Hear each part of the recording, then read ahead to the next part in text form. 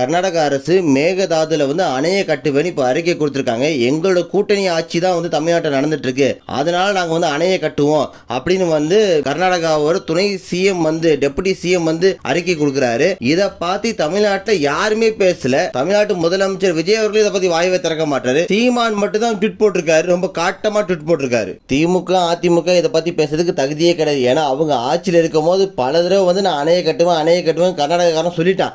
ஆனா இதுல திமுக அதிமுக ஒரே ஒரு விஷயம் பண்ணுவாங்க, சும்மா பேரளவுக்காச்சு மத்திய அரசுக்கு கடிதம் எழுதுறேன், கர்நாடக அரசு கடிதம் எழுதுறேன், இது மாதிரி ஏதாவது ஒரு ஜிகினா வேலை காட்டுவாங்க.